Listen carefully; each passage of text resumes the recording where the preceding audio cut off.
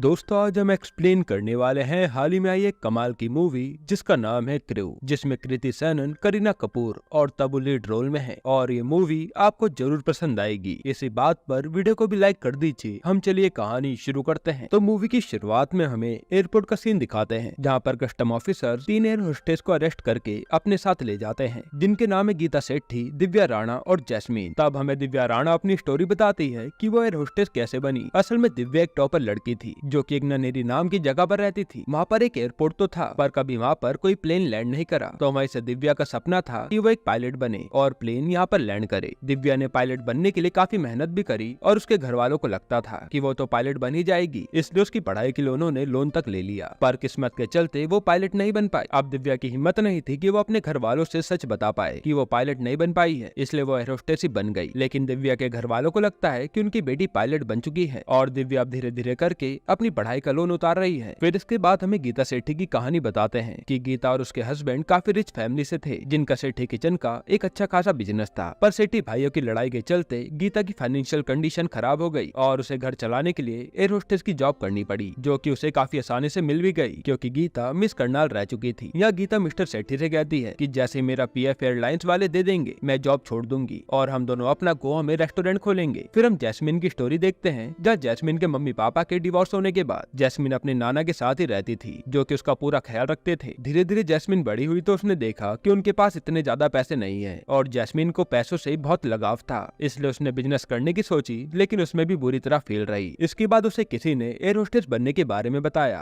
और ब्यूटीफुल होने के कारण उसे कोहिनूर एयरलाइंस में एयर होस्टेस की जॉब मिल गई और ये कोहिनूर एयरलाइंस का मालिक विजय वाल्या है। अब प्रेजेंट में इन तीनों से कस्टम ऑफिसर सवाल करती है और हमें पता चलता है कि इन्हें सोने की स्मगलिंग करने के इल्जाम में अरेस्ट किया गया है, जिसके बारे में ये कहती है कि हमें तो कुछ भी नहीं पता। तब ऑफिसर कहती है कि तुम्हें ये सब करने की जरूरत पड़ी ही क्यों। जिसके बाद हमें 6 महीने पहले का सीन दिखाते हैं जहाँ गीता से दिव्या पूछती है कि हमें हमारी सैलरी कब तक मिलेगी, क्योंकि मुझे अपनी लोन की किस्तें चुकानी है। और न्यूज़पेपर में हम देख पाते हैं कि कोहिनूर एयरलाइंस कर्जे में डूब चुकी है, जिस पर गीता कहते हैं कि एचआर मित्तल से बात हुई है जो कह रहे थे कि दिवाली के बोनस के साथ साथ सबकी सैलरी भी मिल जाएगी। फिर ये सब प्लेन पर अपनी जॉब करने चले जाते हैं जहाँ गीता पर एक पायलट बनेरा लाइन मारने आता है और गीता उसे ज्यादा भाव नहीं देती। अब जॉब के बाद इन सबको सैलरी तो नहीं मिलती पर रोजाना के डेली अलाउंसेस मिलते रहते हैं जो कि बहुत कम थे और इन सबकी जिंदगी ऐसे ही चलती जा रही थी। साथ ही जैस्मिन एयरलाइंस की एक एम्प्लॉय को कभी कभी पैसे देकर भी मदद करती थी, क्योंकि जैस्मिन जानती थी कि उसको पैसों की जरूरत है पर सैलरी तो उसे मिल नहीं रही। अब एक दिन तंग आकर गीता अपने क्रू के मेंबर राजवंशी से पूछ ही लेती है कि आखिर हमें सैलरी कब तक मिलेगी, जिस पर राजवंशी कहता है कि एयरलाइंस में ऐसी प्रॉब्लम्स आती रहती हैं। 9/11 में भी कुछ ऐसा ही हुआ था पर कुछ टाइम में सबको पेमेंट और पीएफ सब कुछ मिल गया था। अब जब ये सब प्लेन में अपनी जॉब कर रहे होते हैं तो गीता राजवंशी को चाय देने आती है, पर वो देखते कि राजवंशी तो मर चुका है क्योंकि उसे सांस की प्रॉब्लम थी। तब वो अपनी साथियों को बुलाती है और ये डिसाइड करते हैं कि राजवंशी को सीपीआर देंगे, जिसके लिए दिव्या और जैस्मिन तो तैयार नहीं होती पर इंसानियत के नाते ये काम गीता करने को तैयार हो जाती है। फिर जैसे गीता राजवंशी की चेस्ट प्रेस करने के लिए शर्ट खोलती है तो उसकी आंखें खुली की खुली रह जाती हैं, क्योंकि राजवंशी कई सारे गोल्ड के बिस्किट की स्मगलिंग कर रहा था। अब ये तीनों मिलकर राजवंशी को क्रू की सीट पर बैठाने जाती हैं और जैस्मिन कहते कि क्यों ना हम इससे सोना निकाल लें और जॉब छोड़कर अपनी लाइफ काफी अच्छे से जिए, जहाँ जैस्मिन दोनों को ही लालच देने लगती है। लेकिन गीता कहते कि नहीं, मैं चोर नहीं हूँ और मुझे जेल नहीं जाना, इसलिए गीता और दिव्या इसके लिए तैयार नहीं होती। इसके बाद ये लोग राजवंशी की बॉडी और सोना कस्टम वालों को दे देते हैं। यहीं पर हम जयवीर नाम के कस्टम ऑफिसर को देखते हैं जो कि दिव्या को देखते ही स्माइल देता है और दिव्या जैस्मिन से बताती है कि ये दोनों बास्केटबॉल के टूर्नामेंट के दौरान मिले थे, जहाँ जयवीर और दिव्या करीब आए और इंटीमेट भी हुए, लेकिन उसके बाद ये फिर कभी नहीं मिले। अब जयवीर आकर दिव्या से बात करता है और उसका नंबर भी ले लेता है कि हम टच में रहेंगे। वहीं इनका एचआर मित्तल भी राजवंशी की बॉडी के पास खड़ा था, जिसे गीता बुलाती है पर वो उसे इग्नोर कर देता है। और जब कस्टम वाले बात करते हैं तो हमें पता चलता है कि ये तो टोटल 12 किलो सोना था जो कि अलबुर्ज ले जाया जा रहा था, जिसके बाद कस्टम वाले और भी ज्यादा एक्टिव हो जाते हैं। फिर यहाँ से ये तीनों अपने अपने घर आती हैं तो हम देखते हैं कि तीनों की घर की कंडीशन ज्यादा अच्छी नहीं है, जहाँ एक तरफ जैस्मिन ठीक तरह से अपना घर का भाड़ा तक नहीं दे पा रही, वहीं दिव्या के पापा को लोन की इंस्टॉलमेंट देने के लिए अपनी ऑल्टो बेचनी पड़ी और गीता और उसके पति को भी कम पैसों में गुजारा करना पड़ रहा है। अब जैस्मिन के पास उसके नाना आते हैं जो कि उसे अपनी एक सोने की पुश्तैनी अंगूठी देते हैं और घर का भाड़ा देने के लिए जैस्मिन बिना बताए वो अंगूठी बेच देती है। इसके बाद जब गीता सब्जी खरीद रही होती है तो वहाँ उसकी मुलाकात उसके क्रू की मेंबर सुधा से होती है जो पहले काम किया करती थी। गीता सुधा से पूछती है कि मित्तल जी कहाँ हैं, जो हमारा फोन तक नहीं उठा रहे हैं। असल में मित्तल ने अपनी पहली पत्नी को छोड़कर सुधा से शादी की थी, पर सुधा कहती है कि अब वो मुझसे भी ज्यादा बात नहीं करते। फिर हम न्यूज में विजय वालिया का इंटरव्यू देखते हैं जहाँ कहा जा रहा था कि कोहिनूर एयरलाइंस बैंकरप्ट हो चुकी है, लेकिन विजय वालिया कहता है कि ऐसा कुछ भी नहीं है, बिजनेस में कभी पैसा आता है तो कभी नहीं आता और ये सब हम मैनेज कर लेंगे और हम अपने 4000 एम्प्लॉयज का विश्वास टूटने नहीं देंगे। अब यह गीता जब अपनी जॉब के लिए निकलने वाली थी तभी उसकी नजर मित्तल पर पड़ती है और वो मौका देखते ही मित्तल की गाड़ी के सामने आ जाती है, जिसके बाद मित्तल और ये दोनों साथ में होते हैं और गीता उससे सच पूछती है कि कोहिनूर एयरलाइंस बैंकरप्ट हो गई है क्या, इसलिए हमारे पैसे नहीं मिल रहे हैं ना। जिस पर मित्तल कहता है कि ऐसा कुछ भी नहीं है, पर बातों ही बातों में वो बता ही देता है कि हाँ अब किसी को भी पैसे नहीं मिलने वाले और गीता ये सुनकर उदास हो जाती है कि अब उसके पीएफ का क्या होगा। इसके बाद गीता सीधा एयरलाइंस के वेयरहाउस में दिव्या और जैस्मिन के साथ आती है और वहाँ से सब चीज भरने लगती है कि पैसा तो नहीं मिलने वाला, कम से कम यहाँ की चीजें ही अपने साथ ले जा लूं। तब जैस्मिन उससे इसका कारण पूछती है और सच्चाई जानने के बाद इन दोनों के भी होश उड़ जाते हैं, जिस पर जैस्मिन कहती है कि तुम्हारे कारण ही वो सोना हाथ से निकल गया और दिव्या भी इसके लिए सॉरी कहती है कि हाँ हमें सोना रख लेना चाहिए था। फिर गीता कहती है कि राजवंशी काम किसके लिए कर रहा था, काश हमें पता चल पाता। तब जैस्मिन कहते है कि अभी पता चल जाएगा और यहाँ रिवील होता है कि जैस्मिन ने राजवंशी का फोन अपने पास ही रख लिया था। अब ये लोग राजवंशी के फोन से उस नंबर पर कॉल लगाते हैं जिस पर राजवंशी बार बार बात करता था और उस साइड से फोन मित्तल उठाता है, यानी इन सबके पीछे मित्तल का हाथ है। फिर ये तीनों मित्तल से जाकर मिलते हैं और उसे ब्लैकमेल करने लगते हैं कि हम भी सोना एक्सपोर्ट करेंगे, हमें भी पैसा कमाना है। तब जाकर मित्तल उन्हें एक कार्ड देता है किस पर एक एड्रेस लिखा है, वहीं पर आकर मिलना मुझसे। अगले दिन ही तीनों मित्तल के बताए हुए एड्रेस पर पहुंच जाते हैं और वहाँ मित्तल इन्हें सोने के बिस्किट देता है कि अब इन्हें अलबर्ज पहुंचाने की जिम्मेदारी तुम्हारी है और वहाँ पहुंचकर गेट नंबर 2 से निकलना क्योंकि वहाँ मेरी सेटिंग है। साथ ही मित्तल इन्हें वार्न भी करता है कि ये लेकर भाग मत जाना क्योंकि मेरे पास तीनों की पूरी कुंडली है और हाँ राजवंशी का मामला अभी भी गर्म है, इसलिए कुछ और तरीका सोचना इसे बाहर ले जाने का। अब ये तीनों घर पर बैठकर सोना बाहर कैसे ले जाए इसी के बारे में सोच रही थी। तब दिव्या पूछती है कि लोग विदेश से सोना इंडिया लेकर आते हैं पर यहाँ तो उल्टा ही हो रहा है, ऐसा क्यों? जिस पर जैस्मिन कहते कि तुम आम खाओ, गुठलियां मत गिनो और ये फालतू के सवाल मत पूछा करो। अब इन्हें कुछ भी समझ नहीं आता कि ये सोना कहाँ रख कर ले जाएं। और फिर जैसे गीता चॉकलेट खाती है तो उसे एक आइडिया आता है, जिसके बाद ये तीनों सोना लेकर सोनार के पास चले जाते हैं और उससे सोना पिघलवा कर चॉकलेट बॉल की शेप में बनवा लेते हैं, जिस पर बाद में ये लोग कैंडी का ही पानी चढ़ा देते हैं और इस तरीके से ये लोग अपनी पहली स्मगलिंग को डर डर के अंजाम देते हैं, जिसके लिए इन्हें खूब सारे पैसे भी मिलते हैं। अब धीरे धीरे ये लोग इसी तरीके से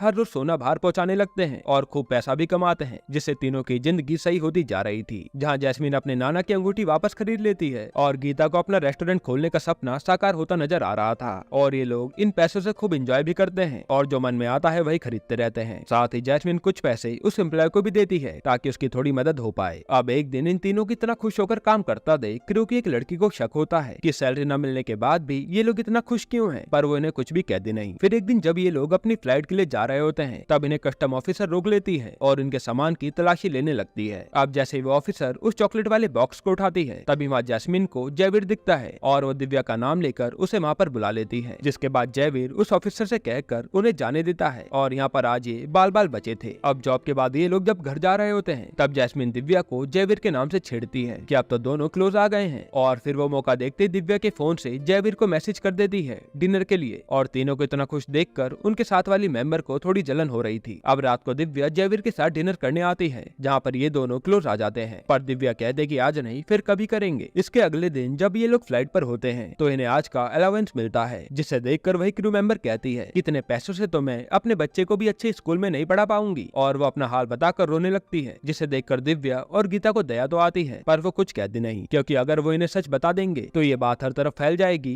कि कंपनी बैंकरप्ट हो चुकी है और फिर इनका गोल्ड बाहर ले जाना नामुमकिन हो जाएगा। फिर कहानी प्रेजेंट में आती है जहाँ कस्टम ऑफिसर बार बार सोने के बारे में पूछे जा रही थी कि बुड्ढे के मरने के बाद सोना बार बार अलबुर्ज में स्मगल किया गया है और मुझे उसमें तुम्हारा हाथ लग रहा है, पर ये तीनों साफ साफ मना कर देती हैं। जिसके बाद वो ऑफिसर उनकी फोन चेक करती है और जैस्मिन के फोन में उसे इन तीनों की बार में ग्रैंड पार्टी करते हुए फोटो दिखती है और वो पूछती है कि इतना पैसा कहाँ से आया। फिर सीन पास्ट में जाता है जहाँ ये तीनों जैस्मिन के बर्थडे की खूब पार्टी करते हैं और फिर शैंपेन की बड़ी बोतल लेकर नशे में घर लौट रहे होते हैं। तभी दिव्या एक लड़की से टकराती है और ये देखते हैं कि ये तो उनकी ही क्रू की मेंबर है। उसे देखकर इन तीनों का ही नशा उतर जाता है और वो लड़की भी सोचने लगती है कि इन पर इतना पैसा कहाँ से आ रहा है। फिर अगले दिन उसे कस्टम ऑफिसर पर किसी का फोन आता है और उसे टिप मिलती है कि आज की फ्लाइट से सोना बाहर जाने वाला है, जिसके बारे में वो जयवीर को बताती है और कहते कि ये 3 नाम भी टिप में मिले हैं। इसके बाद वही सीन आता है जो हमने मूवी की स्टार्टिंग में देखा था, जहाँ ये कस्टम ऑफिसर इन तीनों को अरेस्ट करके अपने साथ ले जाती है। अब प्रेजेंट में तीनों के पास से ऑफिसर को कुछ भी नहीं मिला था, इसलिए उनके हेड आकर कहते कि उन्हें जाने दो क्योंकि इससे हंगामा हो सकता है। तब वो ऑफिसर गुस्से में बाहर आते जाती है और उसे गीता के बैग से चॉकलेट मिलती है और उसे याद आता है कि उस दिन भी इनके पास चॉकलेट थी। तो वो जल्दी से आकर उनके बैग से चॉकलेट के बॉक्स निकालती है, जो देखकर ये तीनों ही डर जाती हैं। अब जैसे वो ऑफिसर चॉकलेट खाती है तो वो नॉर्मल चॉकलेट निकलती है, जिससे वो बौखला जाती है क्योंकि उसे लगा था कि इसमें सोना होगा। अब कोई भी सबूत तीनों के खिलाफ नहीं था, इसलिए तीनों को ही छोड़ दिया जाता है। फिर हमें 6 घंटे पहले का सीन दिखाते हैं जहाँ इनकी फ्लाइट लैंड करने वाली थी। तब कैप्टन दिव्या को बताता है कि शायद आज घर जाने में लेट हो जाएगा क्योंकि कस्टम वाले चेकिंग कर रहे हैं। तब ये तीनों ही डर जाती हैं कि आज ये लोग बुरी तरह फंसने वाले हैं और इन्हें जेल हो जाएगी। लेकिन दिव्या को आइडिया आता है और वो सोना प्लेन के ही कैबिन में छुपा देती है, इसलिए ऑफिसर को सोना नहीं मिला था। अब प्रेजेंट में ये तीनों तो छूट जाती हैं, पर वो सोना प्लेन में उड़कर उनकी नजरों के सामने ही चला गया था, जो शायद अब मिलना मुश्किल है क्योंकि ड्यूटीज बार बार चेंज होती रहती हैं। इसके बाद जब ये तीनों घर जा रही थी तब जैस्मिन कहती है कि ये सब कोमल ने कस्टम वालों को बताया होगा क्योंकि उस दिन पार्टी के बाद उसने ही हमें देखा था। पर यहाँ किसी बात को लेकर जैस्मिन और दिव्या की आपस में लड़ाई हो जाती है और गीता दोनों को ही कार से उतार कर घर चली जाती है। फिर दिव्या पर जयवीर के कई कॉल भी आते हैं, पर दिव्या उसे नहीं उठाती। अगले दिन जब दिव्या अपनी फ्लाइट पर थी तब वो क्रू मेंबर को उनके बारे में बात करते हुए सुनती है और उसे लगता है कि वो क्रिमिनल तो नहीं बन गई क्योंकि दिव्या टॉपर होके भी ये सब उटपटांग काम कर रही है। फिर जब दिव्या एयरपोर्ट पर होती है तब उसे उसका भाई मिलता है, जो दिव्या को एयर होस्टेस की ड्रेस में देखकर शॉक हो जाता है क्योंकि उसे तो लगता था कि दिव्या पायलट है। जिसके बाद दिव्या उसे सब सच बताती है और वो कहता है कि जैसा चल रहा है चलने दो। अब कुछ दिन ऐसे ही बीतते हैं और एक दिन उसी फ्लाइट से सोना नीचे गिर जाता है, जिसकी न्यूज हर चैनल पर दिखाई जा रही थी। अब ये देखकर गीता काफी डर जाती है कि अब उनका क्या होगा, पर मिस्टर सेठी कहते हैं कि डरने वाली बात नहीं है क्योंकि पुलिस वालों के पास सबूत नहीं है कि ये तुमने ही रखा है। इधर जयवीर न्यूज देखकर अपनी ऑफिसर से कहता है कि तुम्हारी टिप सही थी, पर वो ऑफिसर कहती है कि अब क्या फायदा, वो तीनों तो बचकर निकल गई। फिर जयवीर से मिलने दिव्या आती है, पर जयवीर उस पर ही भड़क जाता है कि मुझे तुमसे कोई बात नहीं करनी। वहीं इस साइड जब जैस्मीन अपने घर आती है तो देखती है कि उसके नाना जी उसे हमेशा के लिए छोड़कर चले गए हैं और वह पूरी तरह टूट जाती है, जहाँ उसके साथ अब दिव्या और गीता आकर खड़ी होती हैं। फिर कुछ दिनों बाद न्यूज आती है कि विजय वालिया हमेशा के लिए देश छोड़कर भाग गया है और किसी भी एम्प्लॉय को एक फुटी कौड़ी नहीं मिलने वाली है, जिससे वो सारे एम्प्लॉय रोने लगते हैं। वहीं कोमल की बहस दिव्या और गीता से भी हो जाती है कि मैंने तुम्हें अपना समझा और तुमने हमें कुछ भी नहीं बताया, और वो कहते कि मैंने कस्टम वालों को भी तुम्हारे बारे में कुछ भी नहीं बताया था। यह सुनकर तीनों के ही होश उड़ जाते हैं। फिर जाते समय जैस्मिन सोचती है कि जब कोमल ने कस्टम वालों को कुछ भी नहीं बताया तो फिर कौन हो सकता है, और उसे कस्टम ऑफिसर की बात याद आती है जो कह रही थी कि मेरी जासूस इनके जैसे ही एक एयर होस्टेस रह चुकी है। तब जाकर गीता को याद आता है कि ये काम मित्तल की बीवी सुधा कर सकती है और ये तीनों जाकर सुधा को पकड़ लेते हैं। फिर सुधा इन्हें सच बताती है कि मित्तल ने मुझे भी छोड़ दिया है और उसने बाहर एक फिरंगी से सेटिंग कर ली है, इसलिए मैंने गुस्से में आकर कस्टम वालों को इन्फॉर्मेशन दी ताकि मित्तल भी पकड़ा जाए, पर कुछ भी फायदा नहीं हुआ। तब गीता पूछती है कि इतना सोना मित्तल पर आया कैसे, और सुधा बताते कि ये मित्तल का नहीं बल्कि विजय वालिया का ही सोना है जिसे तुम लोगों ने खुद बाहर पहुंचाया है, और वालिया भी मौका देखकर विदेश भाग गया, जिसे सुनकर इनके होश उड़ जाते हैं कि इन्होंने कुछ पैसों के लालच में अपने पैर पर कुल्हाड़ी मार ली। ना तो विजय का सोना बाहर ले जाते, ना ही विजय वालिया यहाँ से भागता। सुधा बताते हैं कि अगले हफ्ते तो वो अपनी बेटी की ग्रैंड वेडिंग भी करने वाला है। अब शाम के टाइम ये तीनों एक जगह पर मिलते हैं जहाँ दिव्या कहती है कि मैंने हिसाब लगाया तो हमने करीब 3000 करोड़ का सोना बाहर पहुँचाया है, जिस पर गीता कहते हैं कि अब हम ही ये सोना लेकर भी आएंगे, और इसके लिए ये तीनों ही मान जाती हैं। फिर अगले दिन ये विजय वालिया से सोना लूटने के लिए अलबुर्ज पहुंच जाती हैं और वहाँ रोज विजय वालिया पर नजर रखती हैं। फिर इन्हें वालिया जहाँ ठहरा था उस होटल के बारे में भी पता चलता है जहाँ इन्हें मित्तल भी दिखता है, और मित्तल के पास वही सोने के भरे बैग थे जो वो विजय वालिया को दे देता है। तब गीता कहते कि वालिया ने सोना यहीं पर रखा है तो हमें यहीं पर स्टाफ की नौकरी लेनी पड़ेगी, जिसके बाद गीता एक आदमी से कांटेक्ट करके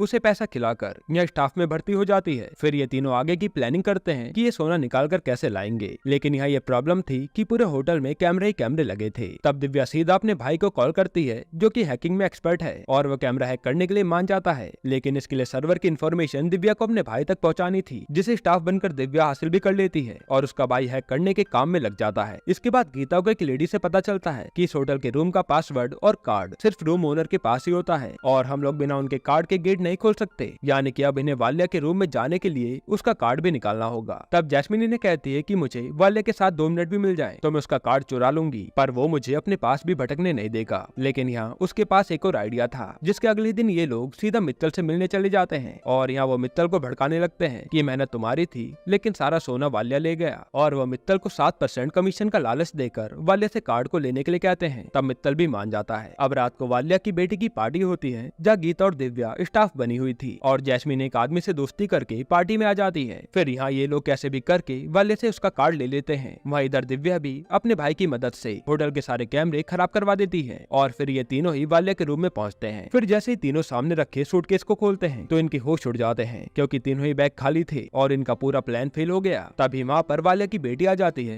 और ये बचकर वहाँ से भाग जाते हैं। अब बाहर उदास बैठकर ये कहते हैं कि अब हम कुछ भी नहीं कर सकते, हमें घर लौट जाना चाहिए। अब इसके 2 दिन बाद वाल्या अपनी बेटी और दामाद के साथ सारा सोना लेकर किसी दूसरे देश जाने के लिए निकलता है और प्लेन में हम देखते हैं कि उनकी खातिरदारी के लिए गीता और जैस्मिन पहले से ही मौजूद हैं। तब हमें फ्लैशबैक का सीन दिखाते हैं जहाँ गीता ने कहा था कि हमें वापस लौट जाना चाहिए। उसी समय जैस्मिन एक टैब निकालती है जो कि उसने वाल्या के रूम से उठा लिया था और उससे इन्हें पता चलता है कि वाल्या ये देश छोड़कर किसी आइलैंड पर जा रहा है और ये प्लान करते हैं कि हम प्लेन से ही सोना चुराएंगे। जिसके बाद सबसे पहले ये लोग प्लेन की क्रू को ठिकाने लगाते हैं और उनकी जगह खुद क्रू बन के आ जाते हैं। अब ये प्लेन में सबको बेहोशी की दवा डालकर शैंपेन पिलाते हैं पर वाल्या की बेटी उसे पीने से ही मना कर देती है और वो उटपटांग फरमाइशें करने लगती है जिसकी डिमांड पूरी करते करते ये लोग ही पागल हो जाते हैं। फिर थोड़ी देर में सारे लोग बेहोश हो जाते हैं पर वाले की बेटी ने तो कुछ भी पिया नहीं था इसलिए वो होश में थी। अब थोड़ी देर में उसके सोने के बाद ये लोग जल्दी से जाकर वाले के बैग चेक करते हैं तो सोना उसी में था और ये देखकर ये बहुत खुश होते हैं। पर तभी पीछे से वाले की बेटी आती है और वो अपने पापा को जगाने लगती है पर दवाई के कारण शोर मचाने के बाद भी कोई जागता नहीं और ये वाले की बेटी को बांध देते हैं। फिर जैस्मिन और गीता उन बैग को बंद करके ले जाने की तैयारी करते हैं और यहाँ वाले की बेटी किसी तरह से प्लेन उड़ाने वाले कैप्टन को कांटेक्ट करती है और हमें पता चलता है कि प्लेन उड़ाने वाला कोई और नहीं बल्कि दिव्या ही है। फिर हमें फ्लैशबैक दिखाते हैं जहाँ इन्हें पता चला था कि वाल्या के प्लेन का पायलट वही आदमी है जो कि गीता पर लाइन मारता है, इसलिए गीता उससे मिलने गई और उसे बेहोश करके बंद कराई। फिर उसकी जगह दिव्या ने ले ली। अब प्रेजेंट में जब प्लेन को लैंड करने की बारी आती है तो दिव्या काफी ज्यादा डरी हुई थी क्योंकि उसे प्लेन तो उड़ाना आता था पर लैंड करना नहीं आता था,